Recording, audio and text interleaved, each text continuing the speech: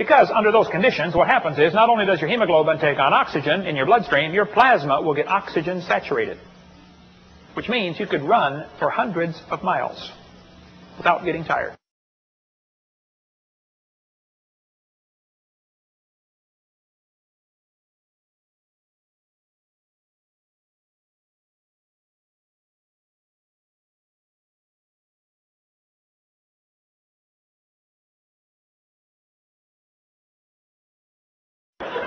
I think before the flood came, things were just a lot different, okay? Probably double the air pressure, increased oxygen. Oh, it'd just be a lot different. It would sure make you heal up faster. How many of you remember baby Jessica that fell down in the well in Texas back in '87? She was down there for 2.5 days. It was an amazing rescue. When they finally got her out of there, lots of her body had turned black from lack of circulation. One doctor said, we have to cut her leg off immediately because it's all black from no circulation. Another doctor said, hey, before we start cutting things off, let's try putting her in a hyperbaric oxygen chamber. Normally, they used to use these just for scuba divers. If they come up too fast to get the bends, they pressurize them, to get rid of the air bubbles in the blood. They put Jessica in one of these chambers, filled it up full of pure oxygen, and pumped it up to double normal pressure. Within a few hours, her leg turned pink. They restored circulation. In West Germany, they're treating stroke patients with hyperbaric oxygen and getting incredible healing from strokes. In England, they're treating multiple sclerosis.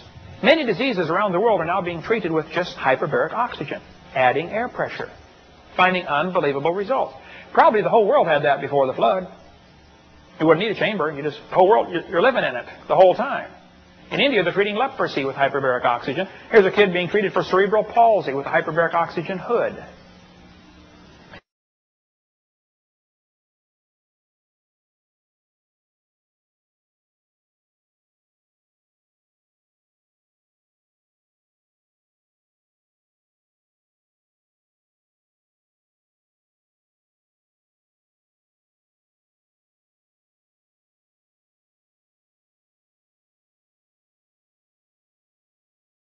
There's a clinic in Dallas. They give you hydrogen peroxide in your water to drink, and it helps most diseases get better.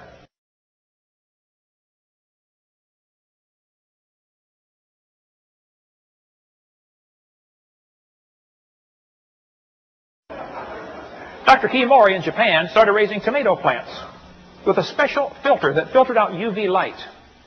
He got a machine that follows the sun all day, and it sends light down, fiber optic cable, and he sprays light on his plants. They set it up for Expo 85 in Japan over there, and someone told me that he also pressurized carbon dioxide to the stem of the plant. I haven't been able to verify that, but I've had several folks tell me, yes, that's correct, but I've searched and I can't find the facts. I was in Japan, didn't get to talk to them. But see, plants breathe CO2.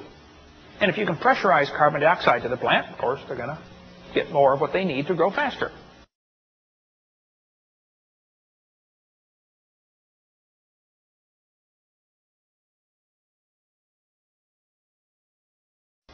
They expected Dr. Kimori's tomato plant might produce 10,000 tomatoes.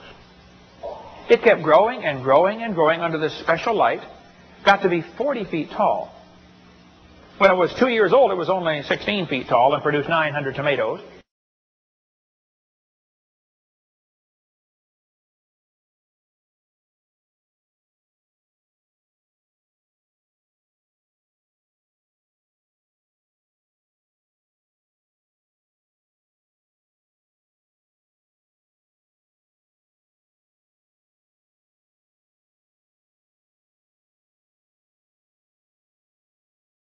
I was debating a woman, Eugenia Scott. She's the president of an organization designed to keep creation out of schools. That's all they do. I was on a radio debate with her one time, and she said, Dr. Hovind, there are 80 separate layers of coal in the Midwest. She's right. She said, if you look at the amount of coal in the world, the entire biomass, that means all the plants of the world today, could not possibly be converted to that much fossil fuel. She's right again. She said there had to have been an enormous amount of time. Right there is where she's wrong. See, she's assuming the world today is like it was before the flood, and that's a common mistake people make.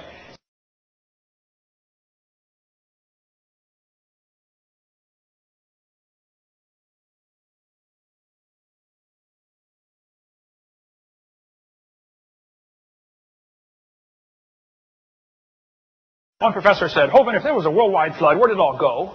Where's all that water? I said, well, it's still here. It's out in the oceans. They're huge. There's enough water out there right now to cover the earth 1.5 miles deep everywhere.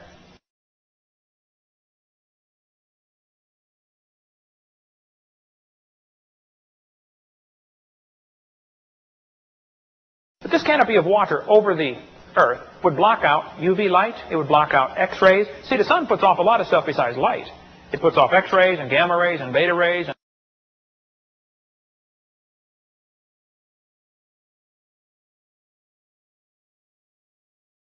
X-rays particularly are dangerous. But you go to the hospital, get an X-ray, and he puts this weird machine on top of you, and he says, okay, now take a deep breath. Hold it. And he runs out in the hall. You say, wait, Doc, come here. Is this machine dangerous? He says, no, it's harmless. You say, if it's harmless, Doc, how come you got a lead apron on and you're running out behind a lead-plated wall?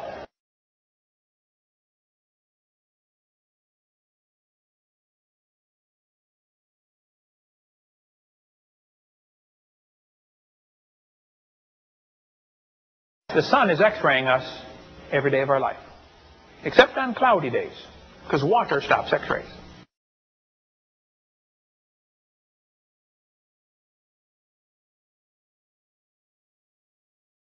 Before the flood, they lived over 900 years.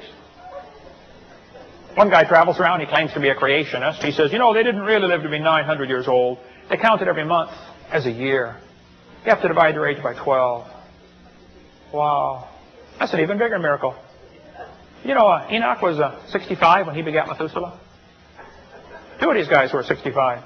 Let's see, divided by 12, he's 5.5 when he became a daddy. I don't think so.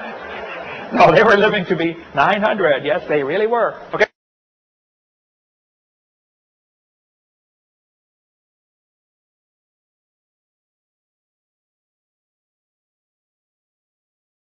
Were there really giants on the earth over 10 feet tall?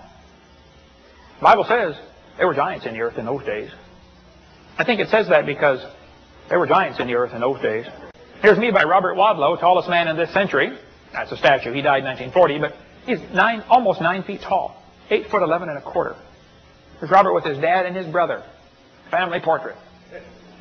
Big fella. Robert was 5'6" when he was 5 years old. When he was 12, he was the world's tallest Boy Scout at 7'4". He weighed 500-some pounds. Doesn't look fat, does he? They would say, man, that guy's gigantic. Well, I think maybe before the flood they got even bigger than that. Here's a skeleton of a man 11 feet 6 inches tall. Well, long, not tall. He's laying down now. But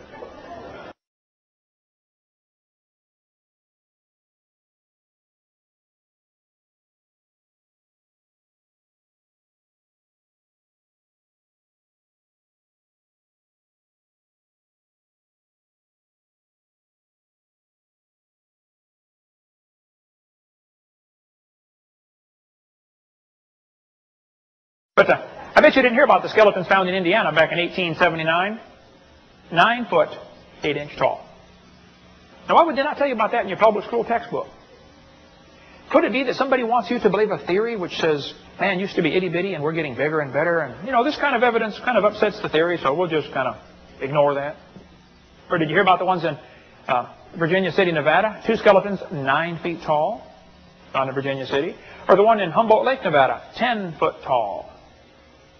How about the one in Indiana? They found 8 giants ranging from 8 to 9 feet long wearing heavy copper armor. Through the bungling of the diggers and the disinterest of the museum establishment, the discoveries were scattered and lost. Why would the museum not be interested in 8 and 9 foot tall skeletons? How about the 12-foot skeleton found by soldiers in Lompoc Rancho, California? Or the 12-foot skeleton found in Tucson, Arizona? The guy had 6 toes, a long hair, and a bird-shaped headdress.